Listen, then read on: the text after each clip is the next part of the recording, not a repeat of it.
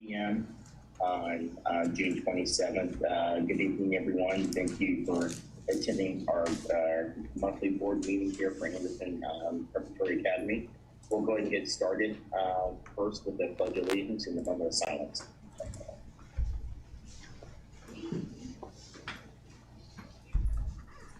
I pledge allegiance to the flag of the United States of America and to the republic for which it stands, one nation, under God, indivisible, with liberty and justice for all.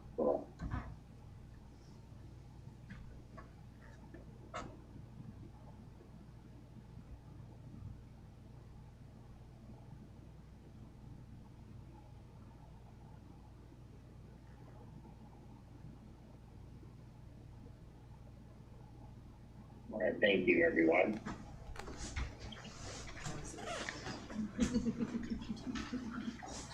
First thing on the agenda here, can I get a motion to approve the agenda for this evening's board meeting on June 27th of 2023? I make a motion that we approve the agenda for tonight's meeting. I'll second. All right, we have a motion and a second. Any further discussion? All in favor, say aye. Aye. Aye. Opposed? Motion carries. Thank you. Next, do we have anyone down for public comment? No, sir. Okay, thank you. We'll consider that complete. Next thing on the agenda is approval of minutes from our last board meeting that was held in May. If I can get a motion to approve those. I'll make a motion to approve the last month, May 30th, board meeting minutes. I'll second. We have a motion and a second. Any further discussion? I believe we still have Michelle Jones's first name misspelled, isn't it? No, it's changed. Oh, I Oh, passed, so I it printed is and two passed out Ls? new ones. No, there's just it's one. one No, now. There's one, Joe Oh. corrected it and gave Yeah. me another one. oh, okay, I My see. sister's name is spelled with 2 L's, I will automatically type it that way. Oh, understandable. All right, thank you. Any other further discussion? All right, if not, all in favor say aye. Aye. Aye. Opposed? Motion carries. Thank you. Next thing on the agenda is our CEO report. This is from Jill. I would like to put a motion to approve the CEO report that's presented to us this evening. I'll make a motion to approve the CEO report as presented. I'll second it. All right, we have a motion and a second. Any further discussion? Can I ask some, Okay, yeah. Sorry, go ahead, Angie. sorry, just some questions on all the You're fine. resignations. Were we anticipating those resignations or were they just come out of the blue? As for, I was thinking there was 2 or 3 of them on there that I saw, and I was just, Kala and King are new ones, aren't they? yeah, so McCullough and King are new ones. King was anticipated because knew that she was looking. McCullough recently finished up her admin program and so knew that she was also looking for a possible position that way. Let's see, so one that is on there that was not expected was Casey Cecil. Yes. Yeah, so she is, due to family circumstances and some stuff like that, she will be going back into the classroom at Newcastle, which is where her kiddos go to school, and she'll be close to home and, you know, all that great stuff. because so. that was a recent, like, job change for her within the last couple of years, so. Just a year. 1 year, yes. Okay, So, okay. Now, isn't she one that has been with us from the beginning? yes, so she is a day oneer, so, Wow. this was. It's always hard to lose those and replace them with all that knowledge. Yes, and this was. And Mallory McCullough too, that was a little surprising because she's been with us a That's while. what I was surprised by in some that. admin positions, so I don't know. You hate to lose these people, but you know, it happens. Yep, no, want to say Mal's been with us since the elementary opened, but you know, we don't really, you know, have the current like principalships or anything like that. And we have the assistant elementary, but Now, with Michael Stottlemyre, the idea of that is to start training someone who could take over the 25th Street building, 22nd. or 22nd. Okay, not the, would No. we have a, if we are using 25th Street, Adam would be that. he would be that, okay. Yeah, I think we were just talking about that before the board meeting. I wasn't quite sure what was going on with Michael, but he will still be with us, so Yes. a little different role. So he's one of the few people that actually comes to a lot of our board meetings, so I was afraid we'd lose one of our Lose one of your audience. audience members, I can't yes. afford to lose too many here. Well, we have a lot now online, so that's good. Are we getting a lot of responses on the openings that we have? Some yes, some no. So the teaching positions are hard right now. Looking at, you'll see my note on that high school social studies. We had found a great fit, but then he got offered his dream job in his hometown. So, you know, had to take that. We've had a couple applicants for that. The science is going to be the hardest to fill. And we do currently have the high school English 10 and 11. That's new because we had an internal transfer down to the 6th and 7th position. And then we also we do still have the high school math position that's not on here, but it's on all the websites. And so trying to find ways to traditionally fill that, but I think today's check, there are about 3,900 vacancies on the DOE's job bank right now. Wow. Several years ago, when that number was 1,500, I would have heart palpitations. At this point, it's kind of like monopoly money, where you're like, well, you know. So we are trying to find possibly some non-traditional candidates for that as well. And we have also been in talks with Ivy Tech as far as, I guess a more crass way of saying it, rent-a-prof type of program, where our kids can do either dual credit or dual enrollment, even for courses like basic biology, where there are some schools that are doing that, and a lot of it is done virtually, where you have like a classroom aide in that classroom that's helping with that part, but they have like a virtual in-person, virtual synchronous film of it, of them getting to interact with an actual professor. And so we talked with CJ, and I met with them a couple weeks ago. And so, you know, putting some feelers out there, trying to find what we can and get us where we need to be, but everybody's getting hit really hard right now. So it is an interesting hiring season. For the assistant principal position, we did have 12 applicants. For the HR director, we've had 15 applicants so far, and we've had to think on that because most of the applicants don't have school HR experience or wouldn't really be kind of like plug and play on it, which HR is a beast of a position anyways. And so I had been talking to Paychecks, who we do our payroll through. They have a program where you can outsource to an HR specialist. It's on a month by month basis. And so that person, whoever we would bring in, that person would train them on all things HR. They assume all compliance and make sure, you know, OSHA, all of the regulations are followed and the reporting's done and all of that. So that's the direction that we're gonna go, just so that we can have a smooth transition there and make sure that we are fully covered. But we start interviews tomorrow for that HR position. I think we had 8 on the interview list because everybody has a unique skill set on there. So there are some very interesting candidates, and we did receive an email from one that has backed out. Their current job has offered them big pay raise, and it's a thing. So we have those interviews tomorrow and hoping to make a decision within the next week so that we can at least do some of the transition, because some of that position is internal function as well.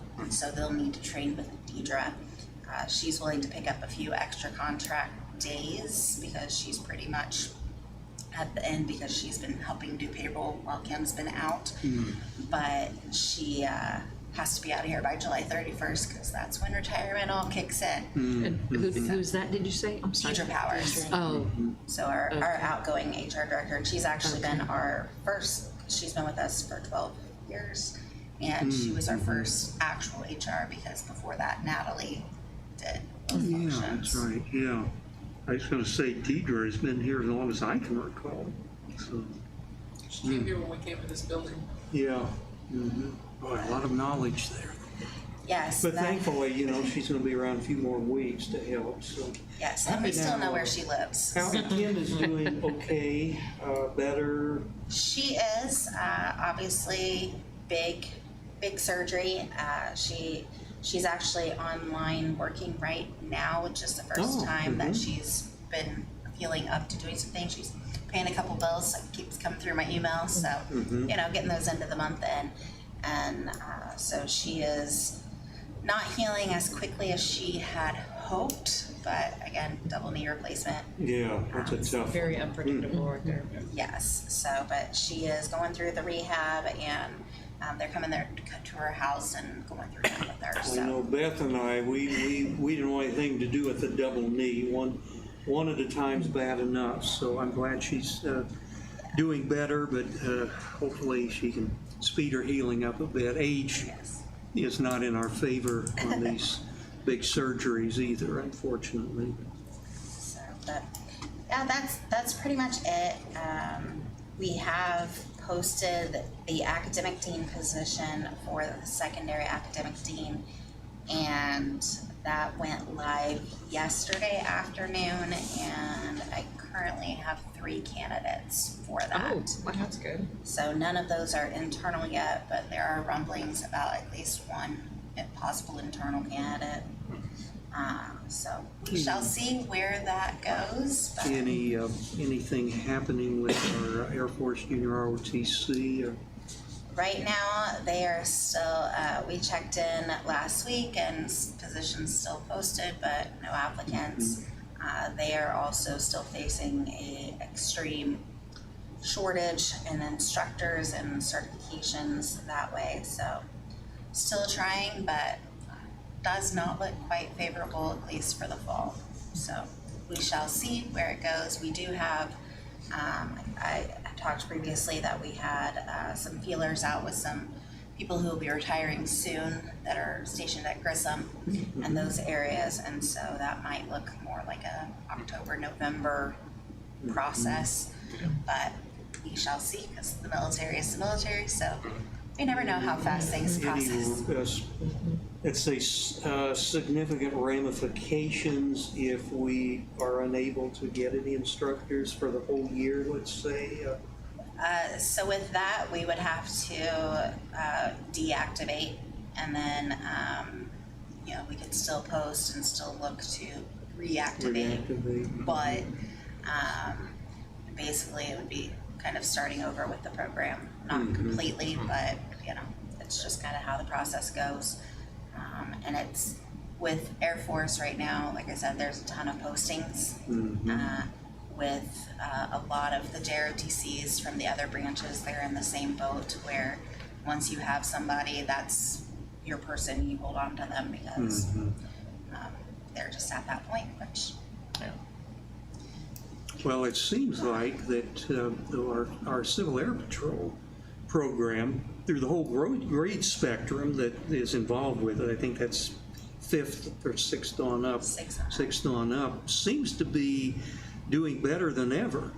So we're still getting that military flavor that we've already had, or let's say the aerospace military aspect. So that's good. Yes, the Mike and Mike show, Mike Dean and Mike Austin, as well as Josh Bathauer, They have really grown that program and the opportunities that are coming with it. Of 5 different types of flight now that we get to experience. We're doing the weather balloon challenge again this fall, so that's going to be interesting given something that's happened within the last few months with weather balloons. So don't know how that goes, but we are continuing to get a lot of great opportunities with that. We are actually, I say we, but the Mike and Mike show, they are coordinating all the O flights for encampment this summer. We do have kids going back to encampment, so that has been nice to get that back going. So we're coordinating for the whole program this year, though it's up in Fort Wayne instead of being down at Camp Atterbury. So that should be a new change of venue. That will be interesting. But yeah, that program has grown extensively, so that's kind of fun. Is there, just out of curiosity, like more of like a larger industry question, but with as big of a shortage as there is there any push to increase the salaries or incentive or anything substantially? I mean, it seems like that would be a natural reaction. Well, you would think. So the appetite this biennium didn't really go in that direction. Last biennium did, it said, get your starting salaries to $40,000 and, we're going to get you the funding to get there. But, I mean, there's a push on the national level where they want to get starting salaries for teachers in the 60s to get started. And while that would be phenomenal, how do you sustain it and how do you do it locally? One of the challenges that we are facing here in Madison County, which Delaware, they're still facing some challenges with this. Yorktown Community Schools moved their starting salary to $50,000. Obviously, they have a different financial base than we have, and especially as a public charter, there's less funding there. Muncie Community Schools said we'll do one better, and now they're at $51,000, but they still have a lot of vacancies too. So, are they still officially bankrupt, or? I'm not sure where that they've come out of their Of course, Muncie or Ball State, I guess, is actually running the operation, so behalf of the state. Yeah, Ball State has had interesting they're doing that since they. That's I think it was mostly the financial disaster that put them in that situation. So. Yeah, and it's, they've had access to some different funding sources and things where you get to like school improvement grants and some of that type of stuff. They've done a lot of turnarounds. They've got some interesting programs they've added. Dr. K, that is kind of over, so I think she functions as their CEO now, has really done a lot there. But they also now have some more flexibility as well as that continuous public funding. But when you get into, like, if you're looking at the education, right, you can throw as much money as you want at it, but with the toxic accountability movement and all of the new laws that are going to affect in 4 days that we have no guidance whatsoever on, that are attempting to restrict educators from doing their jobs. The push for social and emotional learning and mental health, which is necessary, absolutely. However, teachers were not trained in that. And the pedagogy changes that are happening with science of reading, and now the legislators are going to require upcoming teachers that are in programming right now to take that coursework. What do you do about the 30 years of educators that haven't had that? And then you've got to send them to professional development that nobody can afford, and then you have to buy new curriculum to match that. And, the atmosphere to be in education and the brutalization that happens on social media and those things, is it justified? People are trying to do their jobs. I don't think any teacher is here to get a paycheck, right? You're not. If so, you made a college degree and made that financial investment, and it's not paying back in dividends on that. And so being, a longtime educator myself, to hear the things that are said about people that work in schools and about teachers, about, you're trying to indoctrinate, or now you all have to do this X, Y, and Z. As a public charter, we at least have some flexibility to say that doesn't apply to us, or, you're not coming after us, after our teachers that way.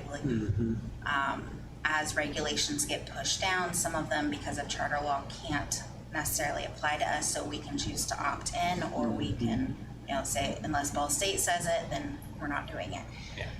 But even that umbrella and that protection, right, can't save the face of, the social media movement on it.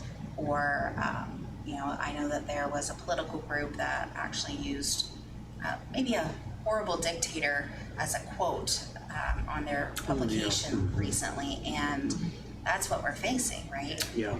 And a lot of it, they're trying to ban books again.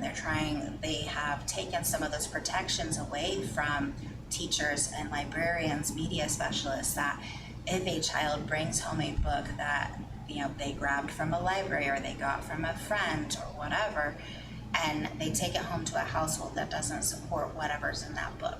Let's say To Kill a Mockingbird, because it's one that everybody wants to ban, and I still haven't figured that one out.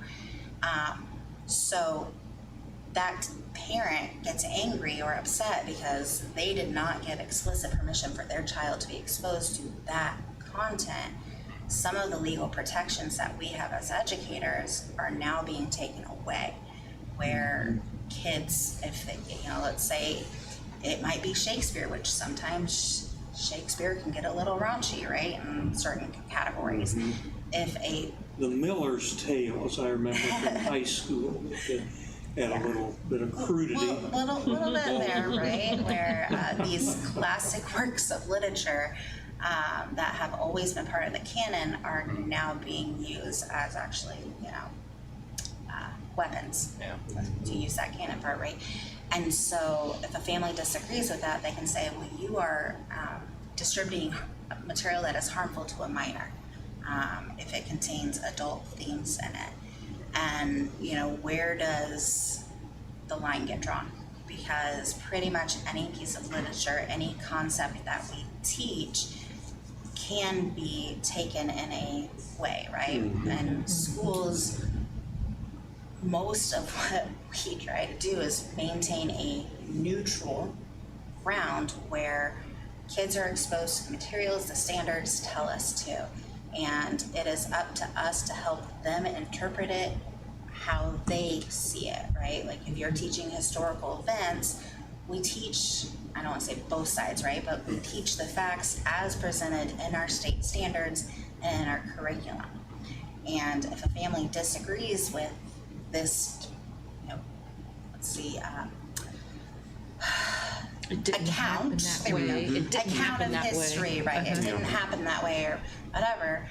Now we don't have all those protections that we used to have. Or, there was the move to make teachers put all their lesson plans on the website before the school year starts. Well, given how complex our students are and how the learning goes, you can't do that.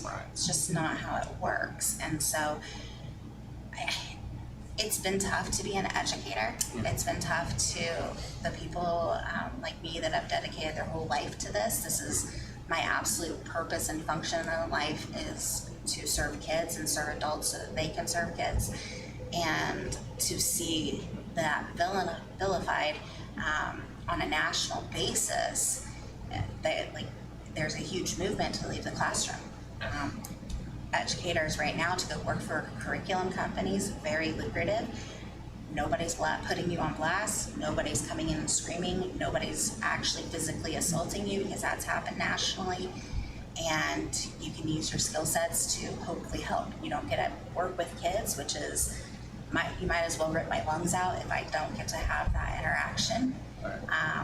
But we're in a safer environment. A lot of Fortune 500 companies are headhunting educators, because you can be a training specialist, or you can help design curriculum for their PD, the things that they need to do, and we're well trained in how to do that. And again, you're not having people say that you're trying to indoctrinate children. So it's a very complex issue. I know I'm kind of soapboxing on this, and I can go on for about 5 more hours because the things that they say, you know, we are very blessed as a school. Our teachers are phenomenal. Our administrators are as well, and their heart is for the kids. Yeah. And so throwing a bunch of money at them, that would be amazing because that's great for all of us. But until we kind of, the pendulum shifts back to, hey, no, teachers are the subject matter experts in their areas. Yeah. Parents absolutely have a right to know what their kids are being taught, to be engaged in that process. You know, it's a welcome part here. You know, we want you to talk to us and talk with your kids about what are they learning and how can we partner and support each other. That's phenomenal. But right now it's not really a great environment. Yeah, it's a quagmire. Yeah. I know, being a former history teacher, I find that area to be particularly challenging, in part because there are official definitions of some of the social issues that we're dealing with. Unfortunately, everyone has a different interpretation of what it means. So how do you deal with that when you're trying to have a one piece of legislation covers everything ideally, and it's impossible. People ask me occasionally, well, what do you feel about, what's your opinion on this, what's your opinion on that? And all I can say is, I don't know. I would have to be in that classroom and hear what they were saying or read what they were given in the textbook, and then I could tell you. But, so I don't know. I know many former teachers like myself we would be very hesitant to even want to go back in the classroom at this point. But there's hope because my first year was 75, and I have seen how the public and the legislatures view teaching is cyclical. So it comes and goes. So this will probably pass to, hopefully, for the better. Yeah. Well, and you know, there are good things coming out of it. With science reading and things like that, we're actually getting to the root. That concept, honestly, they had the research back in about 2000, 2002, during that time period that showed kids need systematic approaches to actual reading instruction. But then we spent the next 20 years saying, we're going to do phonics. Nope, we're going to do whole language. And we went back and forth and we created gaps. Yeah. And so there are some things, and with that, you know, the Lilly Foundation is throwing money to help get there. And so that's happening. But the other stuff, yes, it needs to shift. As an English teacher, I don't even know what I would be able to teach her, right? I've gone back through some of the books and lessons I taught, and I was like, ooh, I'm pretty sure that would have been on that band list. But, you know, it's fine. Yeah. Well, you're right. There's a lot of good things going on too. I think students today, if they'll take advantage of it, many won't. But it's a lot more advanced than when I was in school or back when I was teaching. So there's a lot of good. There is, and some of that flexibility that we're seeing that's come out of the chaos, especially with this dual credit and dual enrollment, and now the state's paying for teachers to go get their licensure. You know, we've got a couple teachers in our math department right now that are going to school for free, getting their master's and their dual credit in their content area on the state's dime. But, you know, this graduating class that we just had, we had 14 early graduates, and we had a couple who ended up with associate's degrees. One of them finished it before she got her high school diploma. And that's not really been on her dime or her family's dime, right? You know, we've gotten grants where the state has helped and things like that. And so there is progress, there is potential, but it's pretty dark right now. But thankfully, we got a lot of people still fighting. Yeah. So. Good. There's that soapbox. No, very Don't interesting. ask the Very CEO interesting. opinions on education right now. We know not to hit that button. Well, that is very helpful, though. It really does highlight the vacancies and the challenges we have. Yeah. We are very good at growing our own. Yeah. And finding the people that have that magic in them that they don't know yet, and then, you know. Well, that's something I think the board would encourage. In the earlier days, that was a big problem, was if we lost somebody, we really didn't feel like we had anybody. And I think that if you can get to your bench strength build up within, I think that's always better.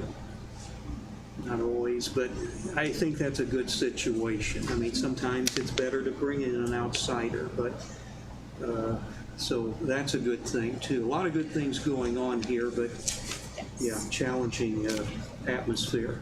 Yep, not immune to it all, so. Any other CEO questions? I promise I won't soapbox if we talk about facilities or. See, what's another hot button issue we have to ask about here?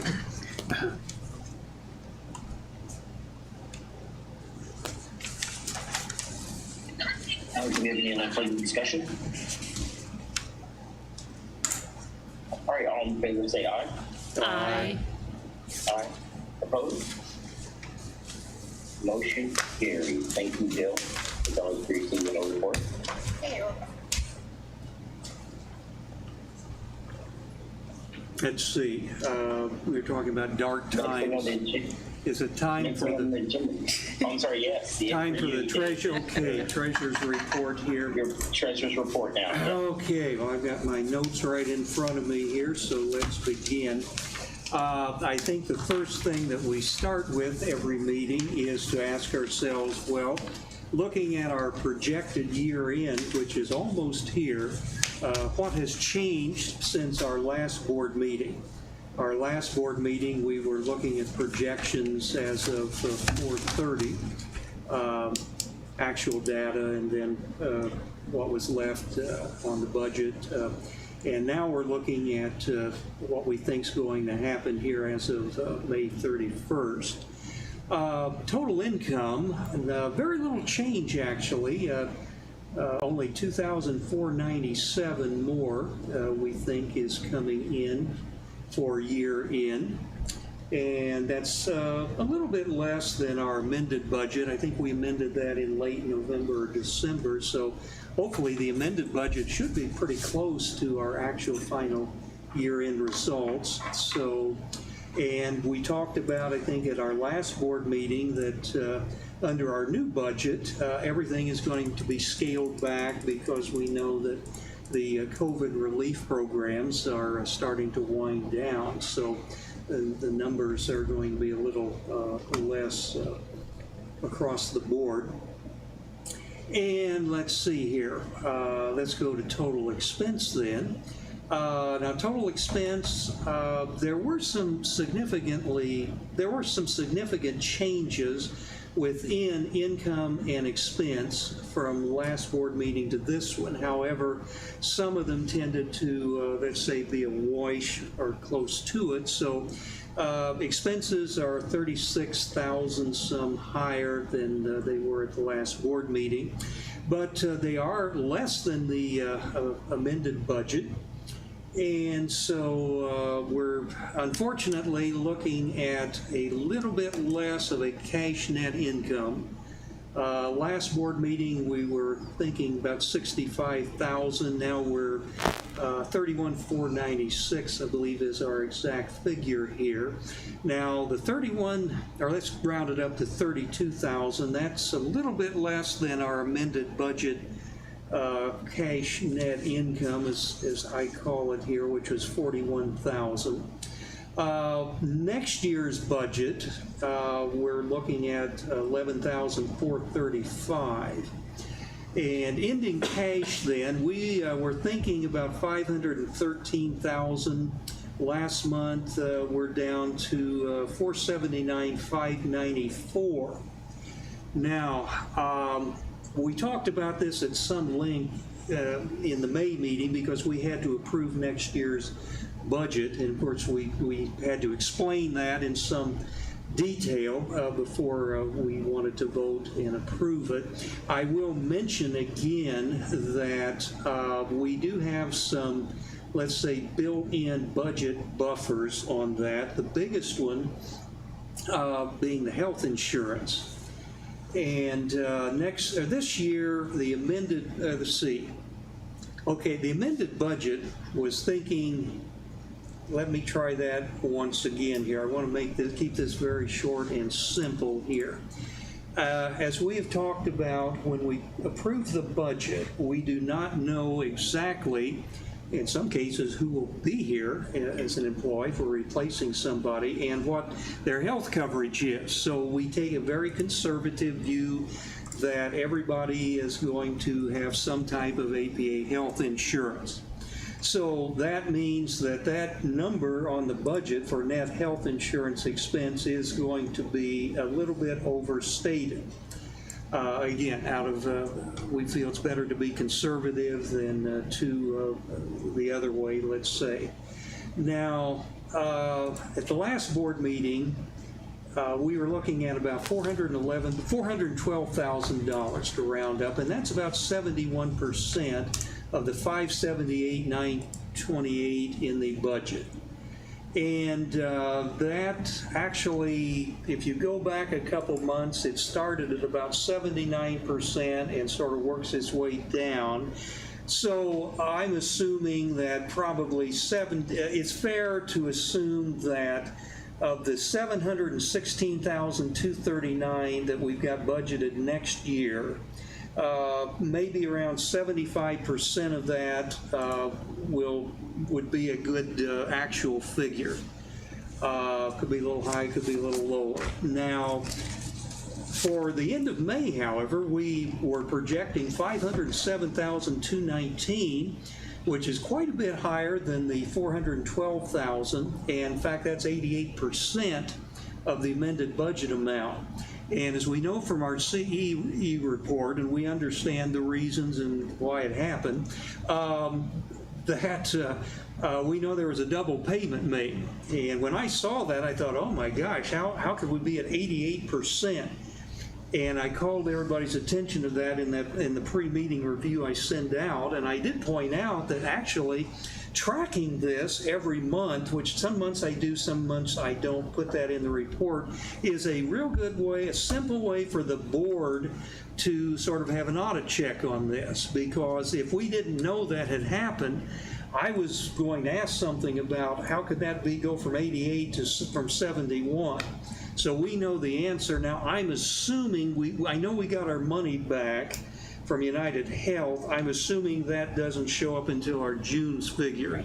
So that should go down. But That's correct. so anyhow, I finally worked through all of that, and that's the detail for those interested is in the report. So if we assume that maybe 75% of our $716,000 expense for next year is a good figure, that means we could be looking at up to $179,000 in, let's say, budget excess built in. I say up to, probably won't get all of that, and then that would take our ending cash, which on the budget, based on what we're projecting for year end right now, would put us up to, I believe, $525,000. So if we add the entire 179, that puts us up to about $670,000, which has a good ring to it. That's a good figure. And then I think I did make some comments to the effect that I think the last high point we had on the ending cash balance was June of 2018, where we had $760,000. That would even be a better figure for us to shoot for. But we'll certainly, if we could get 670, that would be very good. So I think we've got some good news for our projections for next year. So then let's see, what else can I cover here? Well, let's say something about June. We will not have June's results until actually the end of August meeting. That'll be quite a while from now. But in my report there, I did have 2 columns comparing what we thought was going to happen in June last month versus this month. And of course, with 1 month to go, that's our last chance to, let's say, make a guess as to what will come in and what won't come in. We'll see, I guess, how close we were on that. But looking again at the June to June total income, we did increase that by $67,000. And a great deal of that was in our Title I/Federal Special Ed, that category, $218,000. Now, if you recall last month, we'd had several months where we were very much below budget, and a lot of that was the title and special ed money. It just wasn't coming in when we thought it would, I guess, when we put the budget together, which is not surprising. The worry there is always, well, is it just being deferred out to the future? We think it is. We hope we don't lose anything. I suppose that's what we're always looking for, those kind of situations. Total expense then, also under total income though, and this was something I had a question about. We up to $218,000 on Title I Federal Special Ed, but at the same time we took the other grants, those are our smaller grants, and we reduced that from June to June's projections by $119,000. Now, we seldom talk about those other grants. I did break those down in my reports here. Let's see. Oh, there they are. I can rattle the big ones off here for those interested. The new literacy grant for $50,000 is apparently we're getting nothing this year. We actually just did a deposit Monday. We got our first disbursement from them. They are significantly behind. They gave us our Q2 reimbursement, and it was $16,700. So I don't believe, unless we get anything in the mail, because they're mailing them within the next 3 days, and all of it will go on next year. Now, was that a new program, new legislation? I was thinking it was brand new. It is. So the Lit Cadre, that's part of that science of reading. Some schools got voluntold to do it, and then other schools had a chance to opt in. So we early opted into it. It gave us a chance to kind of see what is brewing for us in the next few years at the State House as well as DOE, but also gave us access to science of reading curriculum, instructional coaching, and some progress monitoring, some kind of interesting things, resources that we don't typically get in education. And so that is part of it. Originally for the opt-in, they weren't going to give us any financial support, which is fine because we already had people in place to do this. And so then they changed course on that, which is why we're delayed in getting reimbursements, because they thought they could do it off the original contract that they had with the state. And state came back and said, no, you need to change your wording. And is that being run through University of Indianapolis? It is. Yeah, yes. that's what I was thinking, yeah. CEL, the Center for Excellence in Leadership, through U of I, they are basically running it in coordination with the Department of Education, but also the Lilly Endowment is helping fund a lot of it. They put $10 million to it. And so we are getting up to $67,000 a year for it, but then next year we're only eligible for about a third of that. But there's talk that that's changing too, so could be more in favor. Yeah. The new cohorts are getting more, so they'll typically go back and help, but no clue. We just budget like we're not getting it, or we're only getting that small part, and then we're surprised at the end of the day. Yeah. So that's what the Lit Cadre is. Let's see, let me read off the others real quickly if we need comments. You, I think, gave me some verbiage here on the SEEC, which is to help with those excess Yes. special ed costs. I have read that there's been a lot of demand on that agency, and they're having trouble giving everybody what they need or are requesting, so I wasn't surprised there. That was $38,000 that we've downgraded. Yeah, and our expenses are down on that too, so. Okay, and then ARP, I think we're down 15, and then EESP, which is for non-English speaking, 13. So I don't know if there's anything to make of that. I suspect we'll probably recoup some of those next year.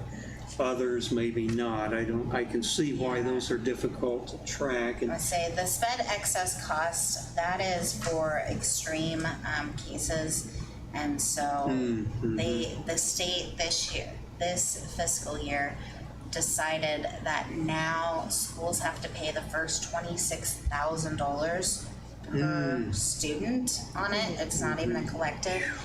And the last 2 years was the first time that we've really gotten into this. And typically what this is for is if you have a student that becomes institutionalized, we're still responsible for providing education or at least funding that. And so as we see the uptick in mental health, as we see the uptick in more significant or severe diagnoses or behaviors that are associated with that, we're seeing this statewide where there are a lot of programs that, as you mentioned, they can't really fund all of it. And so when the state said, well, you have to foot the bill for the first $26,000, that's a lot of money. yeah. And typically with state funding for those kiddos, because usually what's putting them in those institutions or in that programming is not their primary diagnoses. And so they are maybe getting between $2,000 and $3,000 in SPED funding that comes in for their services. So huge gap anyways. So right now we don't have, we've been able to help with some transition out of that programming with one of our students that was in that, but we never know what's going to pop up, in August or May or wherever, because kids change, their situations change. I'm thinking our peak was about 26% of our total average students had some kind of special needs. Now that's been down low 20s, I believe, isn't it? Or oh, that's a low number.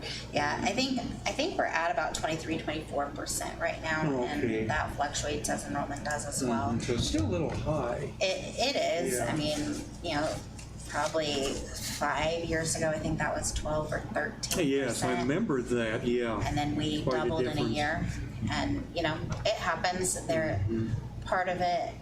In education as a whole, there has been an increase in identification because we know more about those conditions and barriers to learning, but we also are seeing an increase with disabilities that are, we call them OHI, which is other health impairment, and those are typically relating to mental health or to ADHD, and there has been a significant increase in the diagnosis of ADHD. And as schools are getting more into neuroscience and learning how the brain works, now we're starting to understand the why behind behaviors. And so, SPED populations are growing as well with that. I always wondered why my brain doesn't work better sometimes, but that's another. There's a lot bouncing in there, man. Yeah, we won't get into that. I think the circuitry is wearing out sometimes, but okay, yeah. I know I had some questions that were in my pre-meeting report. I have some interesting comments from Jill here. Wish I could. If I could scan. Oh, very good. Okay, great. I'm not going to delve into those. If somebody wants to, go right ahead. But she did enlighten us on some of those. I don't. There's a lot of the smaller accounts where it says like other things that we often don't talk about. So I thought that it was worth maybe a closer look at some of those. Let's see. One last question for my enlightenment here. Now, Title I in general, is to assist the schools that have a high percentage of low-income students, however that may be defined. Now, does any of that then help with our special ed expenses, or are they totally separate? They're totally separate. I guess that's kind of a complex question. I figured it was, yeah. I didn't want to get too much into it, but Traditionally, there are two types of programs with Title I. You can do a targeted assistance program, or you can do a school-wide program. APA several years ago was targeted assistance, so only specific kids identified as Title I could receive services from Title I funded positions. Very comparable to how special ed is. If you are not identified as SPED, a SPED aide can't work with you. There's ratios and things that have to be maintained. And so we moved to school-wide because our needs change, on a monthly basis, where this kiddo needs intervention. Well, we do it, it works, they don't need it now. We can cycle them out and put a new kid in that position, and then keep doing that. And then it was, well, if there's a school-wide program, you can do that with all kids. You can have those aides service whoever needs to in that moment, and you don't have to go through that identification process. So theoretically, a kiddo who has SPED services can also receive Title I services because they're that. But our Title I funding does not pay for any of our SPED expenses. So not for any of our instructional aides, not for our teachers, director, supplies, anything like that. okay. It primarily goes into general education. The reason I was asking was because I try to break my data tables down into groupings that would be of interest to us to track. And I've combined those, and then maybe I, in the future, should separate those, Yes, since they are should be two separate. sort of, there may be some overlap, but they are separate anyhow. So, okay, let's see. Again, I'm not going to go into that. Everybody has a copy there. And some of that I think we're going to talk about at our August meeting, you said. So we'll just wait on that. Hey, Dave. Yes. When you talked about the breakdown between the SPED and the Title I, we can give you a P&L by class where you could actually see what's broken down between those two, if that would be something of interest to you. Well, let's see. We do track that and keep it because we have to. Okay, I don't want to create a lot of extra work unless it's something. It's a quick of a button. Oh, Yeah. well, okay. I think maybe in the future in my tables, I'm going to differentiate. And if we could break that out, that might be useful. Yeah, and just keep in mind that's on an accrual basis because it's in our financial statements, and this on the cash flow is on a cash flow basis. Oh, So yeah. There will be a little bit of difference on that, Yeah. but just it's relatively not terrible. Yeah, I So think just, you know. basically we're looking for not the exact dollar amounts, but we're looking for trends and Right. magnitude, Yep. maybe. So there shouldn't be that much difference between the two, I guess. Yeah. Okay. Just so okay, we can get that for you. All right, very good. Appreciate that. I think we're getting better every year at breaking out how we're classifying stuff so that makes it easier for us to hone in on those count areas that we're always talking about year after year. Yeah, we've always kept those on there because we have to do those for grant reimbursement purposes. So everything's always been broke out that way. So that's definitely not Okay. a problem. Let's see. Still on our year-end projection here. Usually our problem in year-end projections is not so much expenses are going up as it is our revenues, the reimbursements are being pushed over. And that's having, I think, the most impact on our bottom line. Now, for example, one thing I did notice in our latest year-end projections, instructional and general G&A, general administrative compensation, all of that is up to the tune of about $128,000 more by year end. But most of that was offset by the fact that what we had budgeted for computer hardware has already been purchased.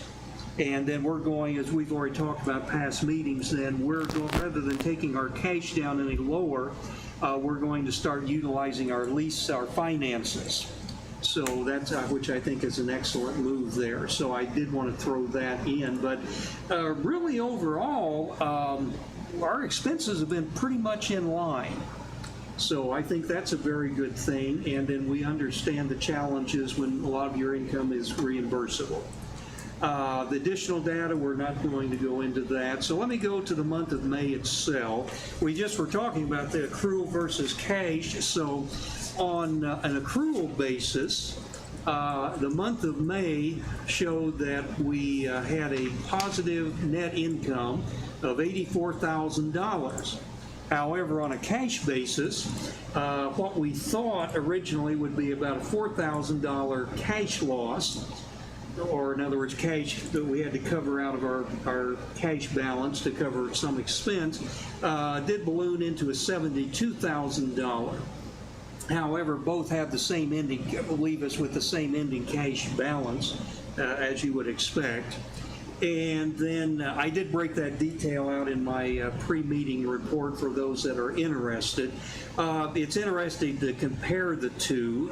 Basically, under the accrual results for the month of May, income was high.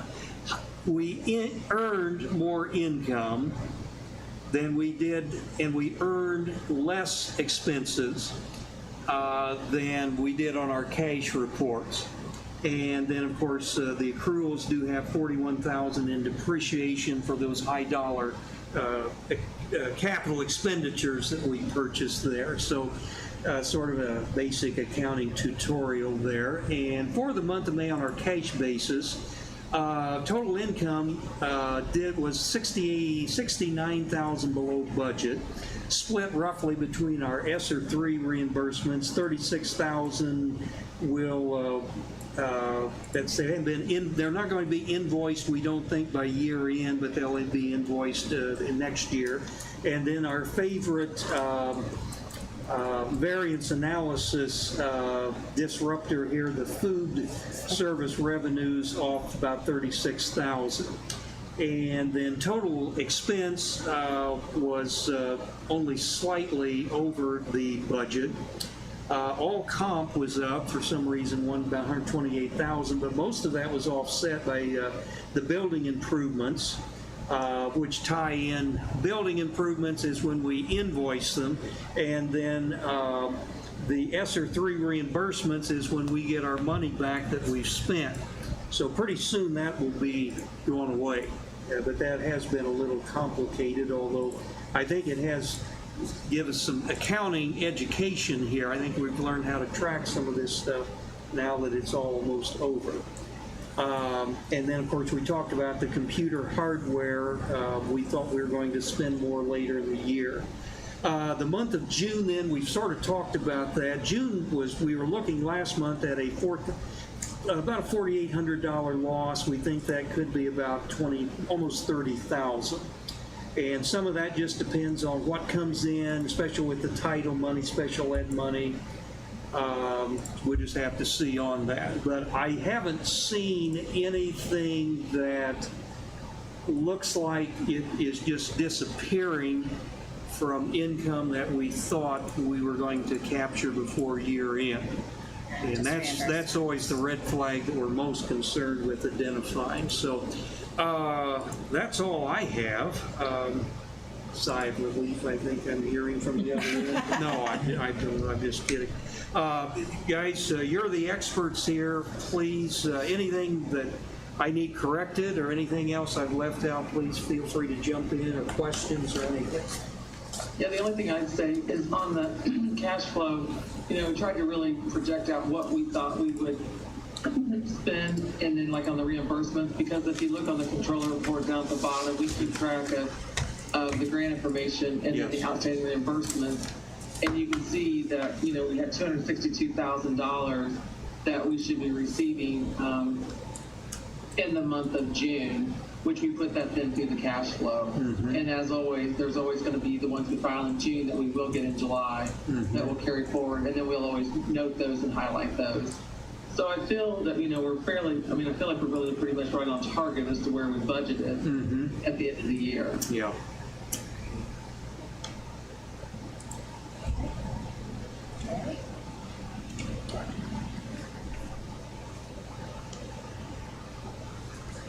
right. Is there any further discussion at all? Anything? I think we've worn that one out, so. Or I'm wore, maybe I just me that's wore out. All right. I'd like to go ahead and put a motion to approve the board treasurer report that was just presented.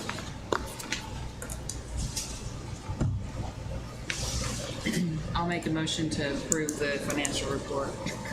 I'll second. We have a motion and a second. Further discussion? All in favor, say aye. Aye. Aye. Opposed? Motion carries. Thanks. Next thing we'll put here is approval of the May 2023 financials that were presented as well.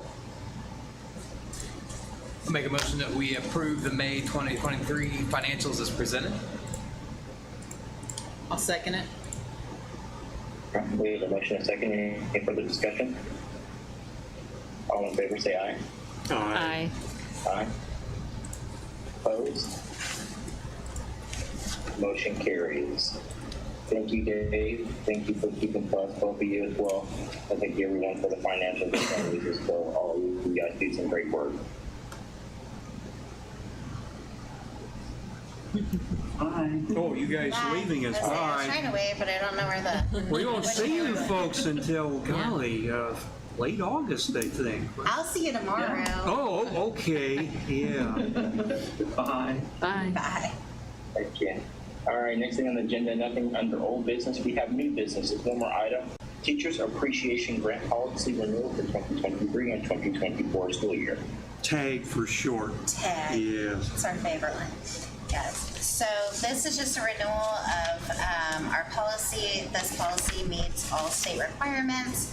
They go through and we'll submit this to them this fall, and they will go through and make sure that it is compliant, but it's modeled off the one they gave us, so it should pass again.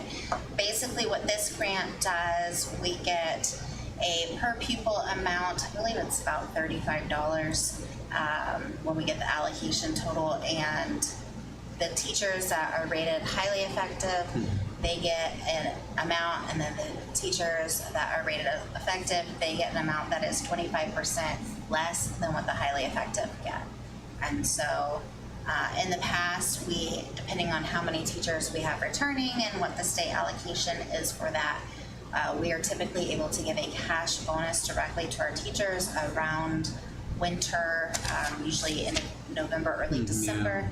And typically for highly effective teachers, that has been between about $550 and $750. And then that was the effective teachers. With the highly effective, that has typically been between about $700 and $900. Again, it depends what the allocation is, how many returning teachers we have, how many teachers that are rated in each category, what that final number ends up being, but that's pretty much it. So there's the policy as is. I was thinking, I almost included that in my report. It seemed like we thought do you apply for a certain amount, or we're just told here's the We are pot just for each school? told, and so until last year, they basically, it was kind of a guessing game. I think we guessed 50 last year, and we got about 37. Yeah, we got around there, and they don't really tell you. In the past, they haven't told us what the formula was for it. It was just like, here's your fair share. And now, I feel like maybe the figure's 3574, somewhere in there. I would not actually quote me, even though now I'm being recorded saying that. So we're able to have a better estimate of what it's going to be.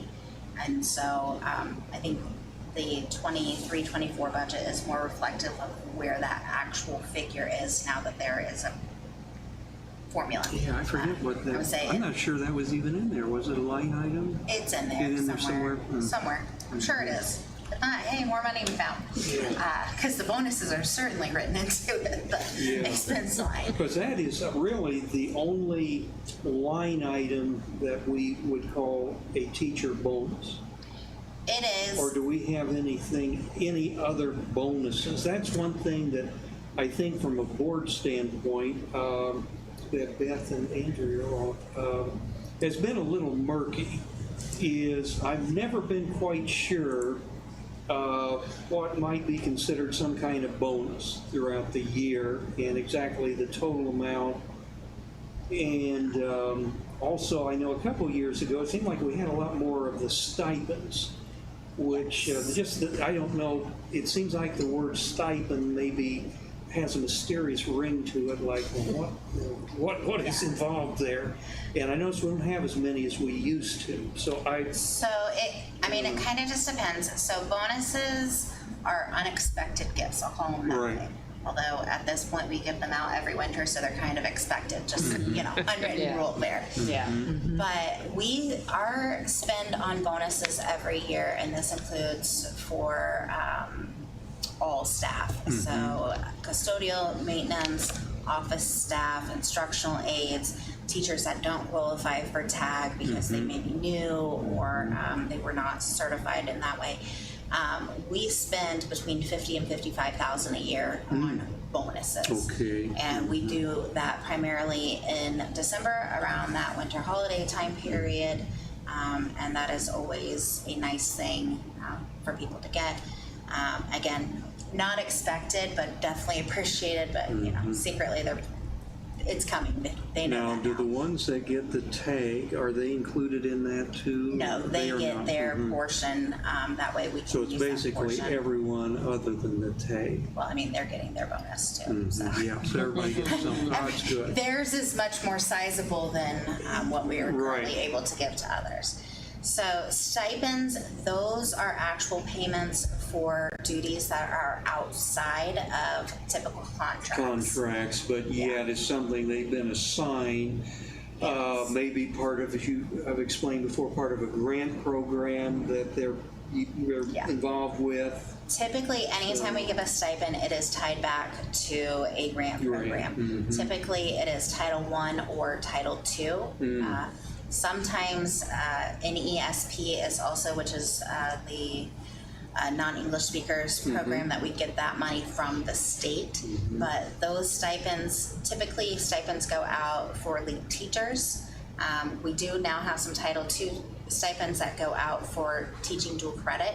So there's an additional bump there from that, but it is not included in their overall salary because you never know where that Title II funding is going to go. It fluctuates sometimes. Title I, typically those stipends or hourly that comes out of that is for tutoring. Really, the last couple of years has been our APA Online having the tutoring because we have been a part of Job Source and that other grant that we were a part of. So we've not had after school tutoring funded by APA Title I. Like I said, lead teachers also get those. We get data coaching stipends, instructional coaching stipends. That's typically where they go. The last couple of years, it would be about 2 years at this point, all the stipends that you're talking about, those came from ESSER 3, and we made those as COVID stipends. And so that was every employee across the board got a $750 COVID stipend, and that was to compensate them for the additional measures they had to take to protect our school from COVID. And so I think that was all employees, not just certified. It was everybody, which is good. Yeah, that was the top to bottom idea behind those programs. Good. Yeah, and we had to be very specific in the wording on the grant because they're like, no, you can't just give people money because there's COVID. Yeah. Felt like a good thing.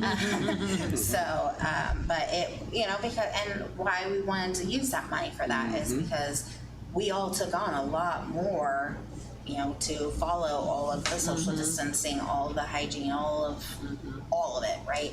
And so that's why we had extensive stipends. That was different than the payroll protection program, which was a loan, which because you did such a good job of following the guidelines, that was totally forgiven. It was, and a lot of, with the PPP, what we did, and not a lot of people did this. So over that time period, we had a lot of hourly workers, right? Our aides, that they only got paid during the school year, everything. But because it was such an uncertain time, especially in that summer, we didn't I had no clue what was going to happen to them, right? They couldn't go out and get the jobs that they normally work in the summer. There weren't lifeguarding, you know, all the things that people typically do. And so we just kept paying them as if they were still here. And so, you know, some of our lower hourly positions or lower salary positions, even though they may not have been able to return to the building for their job functions because, you know, we were shut down, we kept paying them. And so that's part of why we got the forgiveness, because we had no disruption in our salaries and payments. In fact, we saw actually an increase compared to the prior year That's good. quarters. And so that's where a lot of it has been, where they are comparing quarters to quarters. One of the things that I will be applying for, and I've got 3 days to sign this, is the employee retention credit. So they have found ways that we will actually be able to apply for that, and we might receive some more money from Is the that the one government. they're advertising on television currently, I think, for business? Yeah. Yes, there are a ton of them. There is a 3-year term on it, so from the federal fiscal year for Q2, going back to 2020, basically June 30th is the end, and you have to get your deadline by then. And so that's where we started seeing some of our disruption, obviously with that March time period. You know, we were kind of right there, Q1 to Q2. And so we are going to be applying at least for that credit, and then we'll apply for a couple more. If we get it, we get it. If we don't, we don't. So it's not anything that we have budgeted, or I have no figures for us to count on there. But looking kind of at that, some of the questions basically, was your business disrupted, or did you have to change operations? Yes, talk to all of our virtual kids, right? Or we were hybrid, so we at least qualify in that area. One of the questions that does not qualify it, because it's, have you a loss of income? And if you're looking from the business standpoint, if you've had over a 50% reduction during that quarter in your income revenue, then those businesses will qualify. But obviously, as a state-funded operation and federally funded, we did not see a decrease. And then when they started throwing all the COVID relief acts at us, we saw an increase in income. Right. That was quite unexpected. And so we may qualify because of this disruption to programming and services and things like that. So we shall see what we get. The company that is filing it is through Paychecks, since they do have access to all of our information, because they do our W-2s, and because it's a tax credit type of program. Some people it takes 2 to 3 months to process. Some people it takes 9 to 12. No rhyme or reason for it, but once approved, or with your filing date, they backdate it to that. The government is paying interest on however much, and it's like, I don't know, 0.0001, whatever. You know, they're not using those Fed rates that they've got for the rest of us, but there is a little bit of interest there, so we might be able to recoup some of our costs there, but that's about it. So there is another long-winded, wow, this is a theme for me tonight. Well, I've been trying to get you, find something to get you, let's say, revved up about. Oh, no, you already hit that button, and I have made a promise to myself that I will stop soapboxing today on it. Everybody knows I'm pretty passionate about that. It's been interesting and educational, so yeah. Well, that's a word for it. Not a waste of time. Appreciate it. So, but yep, that's stipends and bonuses, and then obviously this is a state-funded grant program, and so I just need us to do our yearly approval of this policy, and then we are good to go to submit to the state and lock that in for our teachers this fall, or winter, I suppose. Let's see, I will try to make a motion here that we approve our participation and the steps necessary to apply for and participate in the Teacher Appreciation Grant Policy Renewal Program for the 2023-24 school year. I'll second. All right, thank you. We have a motion and a second. Any other further discussion? All in favor, say aye. Aye. Aye. Opposed? Motion carries. Thank you for everyone for that. And as always, thank you, Jill, also. I would say, I'm gonna go out on a limb and say on behalf of the teachers, they also thank you. Yeah. Awesome. All right. Looks like that is it for on our agenda. Pretty short agenda for this evening. Thank you for that. Looks like our next meeting is going to be in August 29th of 2023, that Tuesday. So it looks like we have July off. But thank you everyone for attending tonight. And does anyone have any other further discussion? Any last comment, question? All right. If not, you want to put a motion to adjourn? I'll be glad to make a motion that we adjourn the regular meeting. I'll second. All right. We have a motion and a second. Further discussion? All in favor, say aye. Aye. Aye. Opposed? Motion carries. I call them into the meeting at 7:19 Eastern Standard Time.